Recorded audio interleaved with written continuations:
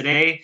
As you know, every Monday, Wednesday, and Friday, we invite a game changer, a luminary, a disruptor to speak for 15 minutes or so on a perspective or two of their choosing.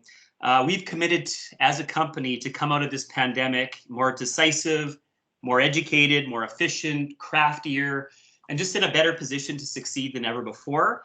And we're doing this with a little bit of help from our friends. Our pivot to health delivery and community messaging during the pandemic, I think, speaks to the resiliency of our company, and we have to continue to lead the charge on this front.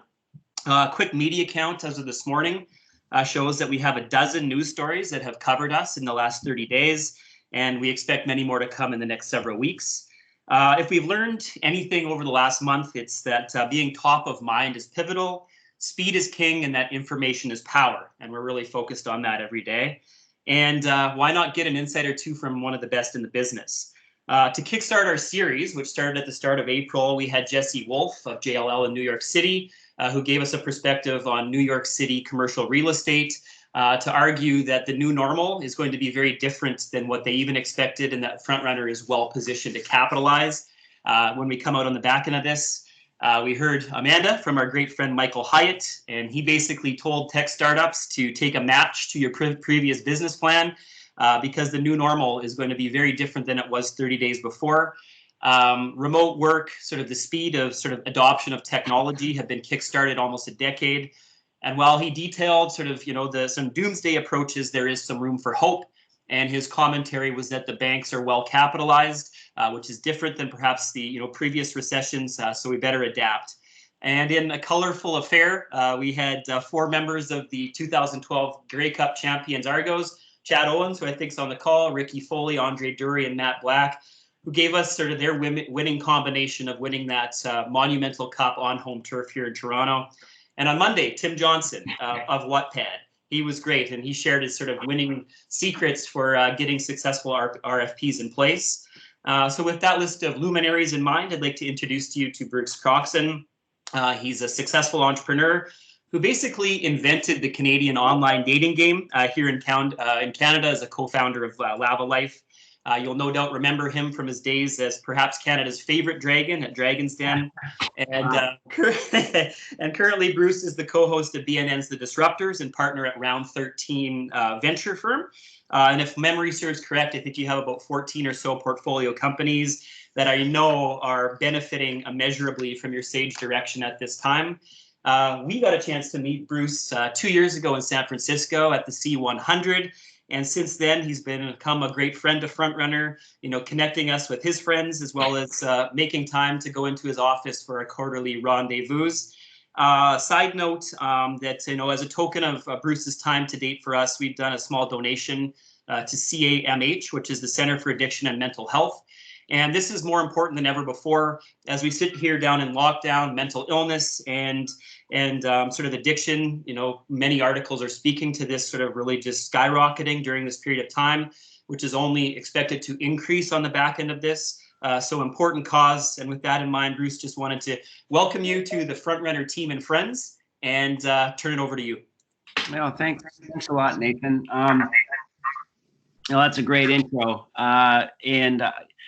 I didn't really script a ton of stuff to talk with you guys about, but what I thought, as I heard what the past people dealt with and sort of some of the things that you must be dealing with as a business, yeah, I thought it might be helpful just to I'll give you a really, really quick bio, which you've kind of started, but really focusing on a couple of things that, regardless of the cycles we've been through or are going to go through, have sort of served me well. And hopefully there'll be some nuggets there that you guys can take out of that as we move on. I mean, the first thing I'll say is that, and you're hearing a lot of different opinions on, and the titles go everything from the world will dramatically change to, nothing's ever going to be the same, the new reality. And I mean, just to address that, a bit of a contrarian view. I mean, I've been through pretty massive periods of change in my career. So let me circle back to that. But as per your intro, I'm a lifelong entrepreneur. Always have been from, late teens on. I've never really worked for anybody. I've worked with a lot of great people, but never really reported to anybody per se, except a board of directors and the odd investor. And you know, it's been recently that I've shifted formally to the investment side. I spent many years after selling Lavalife as an angel investor, and then decided to get more formal about it by forming Round 13. Round 13 is in a fortunate position now in that, you know, we do have 17 investments now.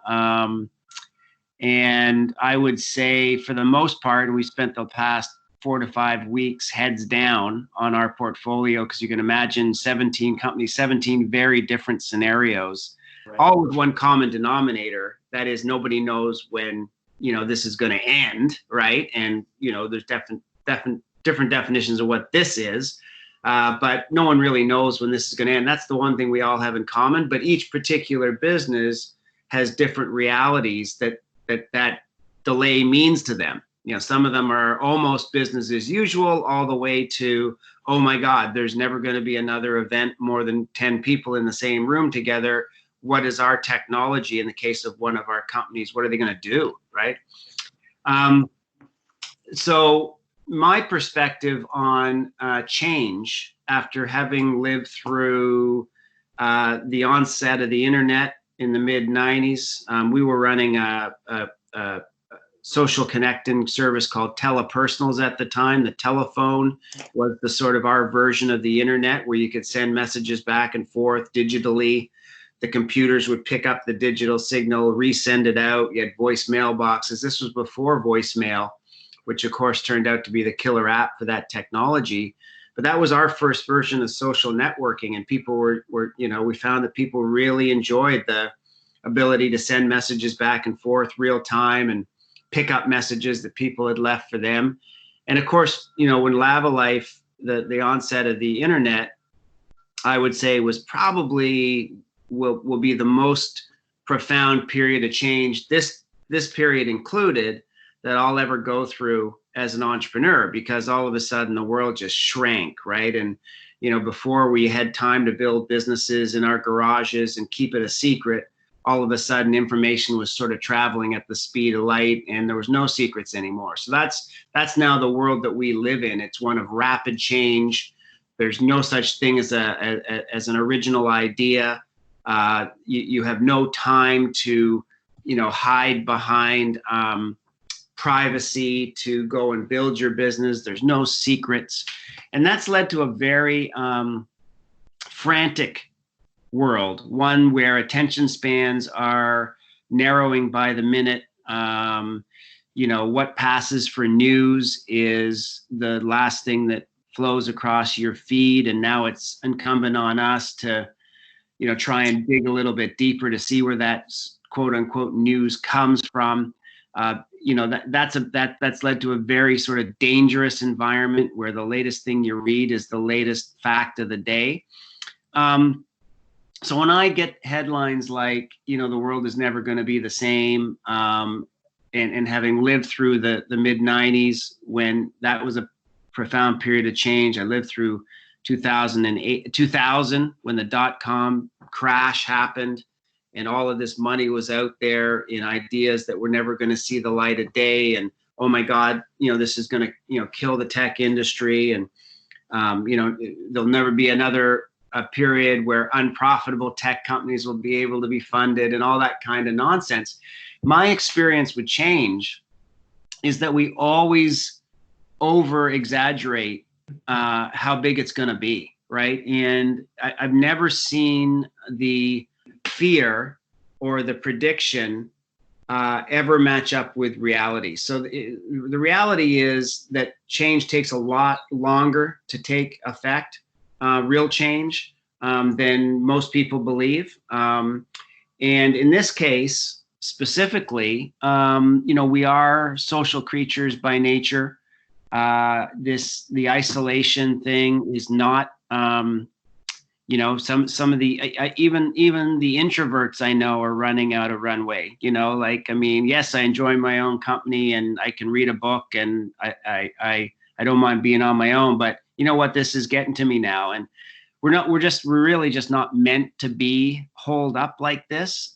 So those that say, look, we're not going back to the office because of how efficient Zoom is, and how productive I've been at home, I think are wrong, right? I mean, we are social creatures. We are going to go back to the office.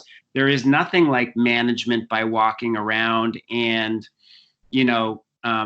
collaborating in real time, and, in our case, making an investment in a company without having had time to break bread or see what you're like in a social setting or get to know people on that level.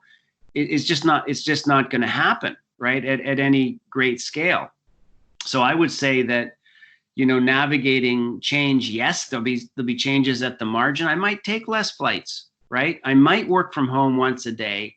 I definitely, if I wasn't aware of how convenient my Amazon app was pre-COVID, they had, 40% of e-commerce they had pre-COVID. That's going to be a bigger number because people, have been forced to use it. So I'm not suggesting that change isn't happening, but fundamental, how we go about our day, building bunkers, buying generators,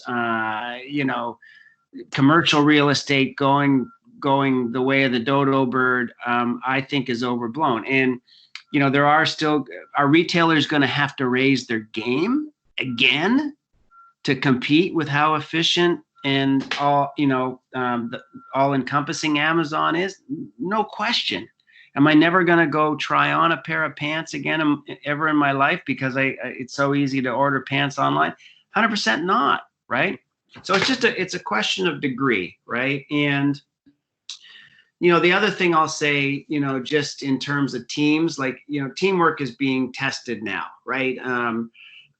Everybody is having to adapt to a new reality. I think this is a great initiative that you're doing, pulling the team together to talk to an outsider, because you're going to get different points of view, and it's a great thing to do. But I've always said, like, I've been in business since I was 22 years old, really starting up entrepreneurial endeavors from the ground up, and really do get a kick of trying to turn small companies into medium-sized companies. And one thing I've noticed in my career is that the best ideas in the world, if you have not put the right amount of thought into building your company culture and understanding who your teammates are and who you're going to war with. And this is a great time for true colors to come out, because everybody's dealing with different kinds of pressure. And as you know, even before COVID, growing businesses is not a straight up line to the right. It's a roller coaster. And when things are going great, when the Argos are winning, right, everybody's a great guy, right? But when you've lost 4 and you're trying to figure out what's going on, you've got people in the locker room that are saying, like, what, we got this, let's stay positive, I'm with you, I got your back. And then you got people that are undermining the team because the proper screen on who you let onto the team was not done. The work wasn't done up front, right, to measure character. So you can have all the technical skill in the world, you can be the fastest, you can be the strongest, you can be the best, but when shit inevitably hits the fan, like it always does, it's the character of the person and the strength of the team and the strength of the company culture that's going to pull you through. And as I look back on my career, the number of times where I've lost, of which there's been a number, it's all been related to when I haven't put the right amount of time into screening for the things that I've predetermined, did the work and predetermined that these were the qualities of person that I needed around me to grow my idea, right? So business is a series of roller coasters. And when things are going really well, if you're on an 8-game winning streak, don't hang on to that feeling too hard, because it ain't going to last. There's no such thing as a team that doesn't lose, right? But likewise, when you're in the trough, which a number of companies are right now, it's called a cycle for a reason, because things do return, right? So if you keep doing the right thing with the right people around you, with the right qualities, with the right culture, making smart decisions and working hard, this too shall pass. And I think the backdrop to all of that is the predictions of profound fundamental change are overblown. So be careful that you don't build too much of a business plan to reflect a new reality that I think, you know, may occur over 50 years. It ain't going to occur over 2. Yeah. So that's kind of my, you know, sort of 12-minute rant or so on sort of managing through this. Yeah. I do think, practically speaking, it is going to be a little bit more painful than the optimists will tell you. In that, you know, there's one thing, there's a difference between getting back to work and actually making decisions to go buy stuff and enter contracts, right? In the case of a business-to-business software company. Mm-hmm. So whatever you think the timeline is going to be, I would say add a little bit to it, and then, you know, manage expenses and expectations accordingly. And that's kind of the position that we've taken with our portfolio. And to the extent you think that period of getting back to it and purchasing stuff is short, given the nature of what you do, then I think that would govern how much expense and energy you put into being ready to go, right? Versus staying hunkered down and managing your overhead and just trying to keep the costs out of the business. So, you know, we're going to come out of it. It's going to take a little bit longer than the optimists say. There's going to be people that will continue to get sick. And I think we're just going to have to be smart, which I think, you know, we have the capability of being, depending on a little bit on the character of our leaders, right? Which is, you know, for sure scary and questionable sometimes, but there's a lot of other smart people. And I'm not talking about the Canadian leaders, by the way. It's not a shot at anyone in Canada. It's just, you know, our global leaders sometimes are you know, you got to question the priorities. And I think that danger aside, I think we've got enough well-meaning people around that will end up doing the right thing. Well, thank you so much, Bruce. And as you know, FrontRunner is a company that's been positioned for public space. I mean, that's what we're all about as sort of public space pioneers. So we've been obviously tracking this sort of more than a lot of people and looking at sort of what that future could look like. You know, your perspective is not sort of that doomsday that we've heard from sort of other speakers, you know, which is quite exciting, but it's also things that we don't know. We knew that retail was changing. That's why we created FrontRunner, to sort of address it. Our value proposition is heightened because of it.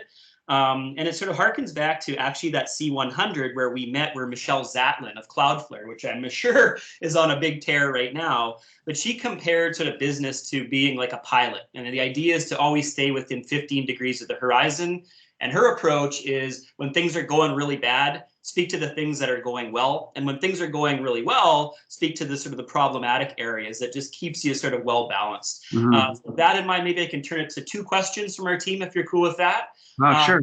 Yeah, and then maybe Janet, if you can hear me, might you have sort of a question for Bruce, as I know you give a lot of thought to this every day.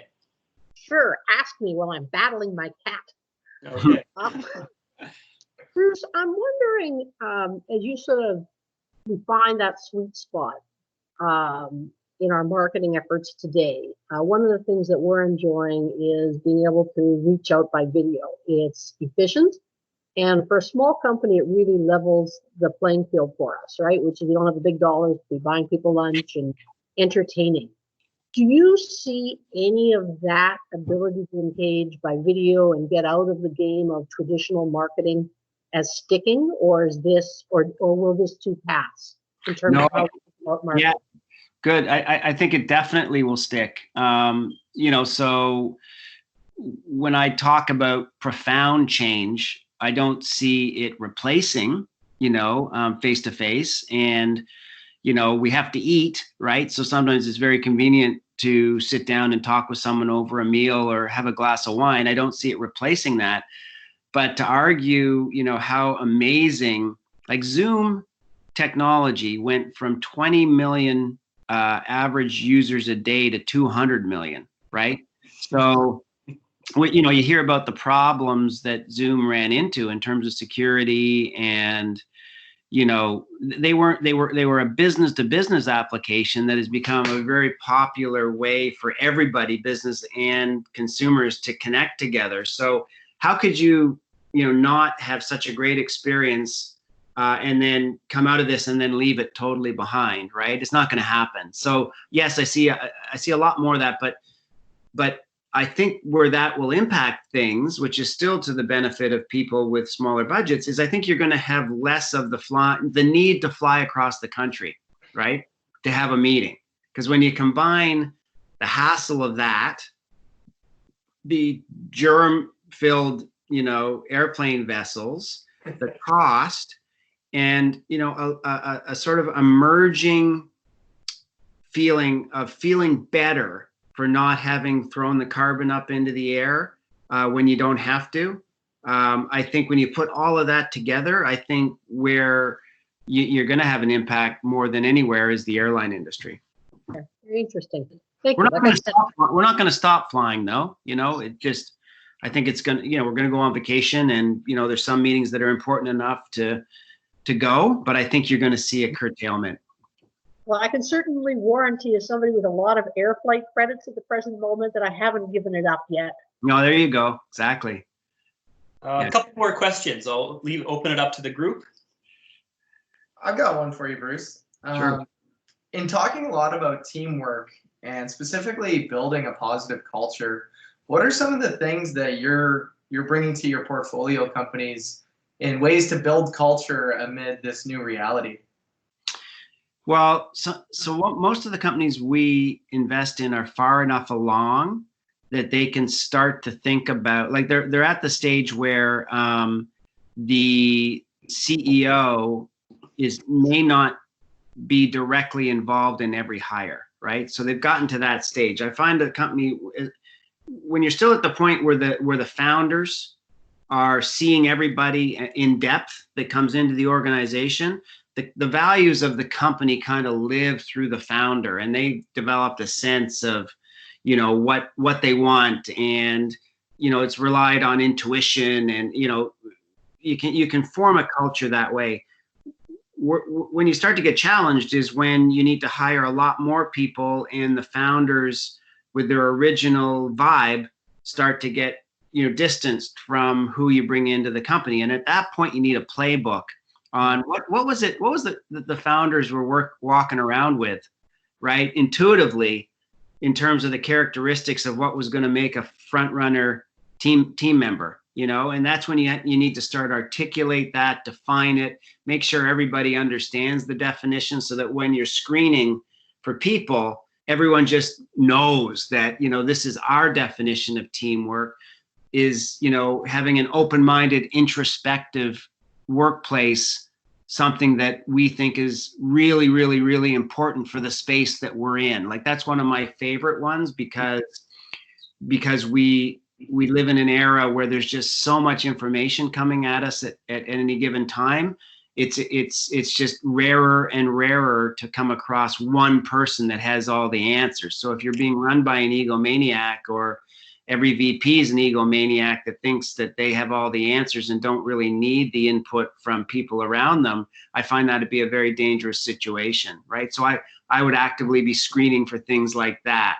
So when you get to a point that you can afford it and that your hiring warrants it, I mean, I'm always a big advocate of bringing somebody in that thinks this way, not only as an investor, but also, as a chief people officer, or just expanding the definition of what HR is. It's not just processing the payroll. It's actually got a direct role in if done right, informing the company culture by who comes in, how people they should be working with the finance department to figure out, this is the performance management system of what we're trying to achieve as a company. And I never, we had 600 people at Lavalife at its height, and I never let go of the HROD report. So that was, one of 5 reports I had till, from beginning to end. Because I just felt it was that important to the company, right? For sure. Yeah, that's awesome. Great insights. One final question. Is there anyone who wants to have the final word? Okay. Well, Hey, Bruce, I just wanted to say thanks for the positive spin, because that's all we hear is negative doom and gloom. So that's well said. I'm really happy about this session. It was really nice. Yeah. Nathan, I actually have one quick question, if you don't mind. sure. And it's kind of pointing back to what Bruce said in his positivity of everything. You know, there's actually an article that came out that actually cruise sales have gone up 40% for 2021 already. And I actually listened to an interview with a film director where someone was pushing back on the idea, like the need for movie theaters. And people are saying, you know, as human beings, we're very quick to forget, and we sense to go back to our usual norm. I'm wondering if there is a sense where we go back too far and we don't learn. And obviously no one knows, and there's a happy middle ground. But with your, you know, you started an online dating platform where there's a lot of pushback probably where people, you know, thought it had to be physical. Obviously they were wrong, and that's, you know, mostly how people date today.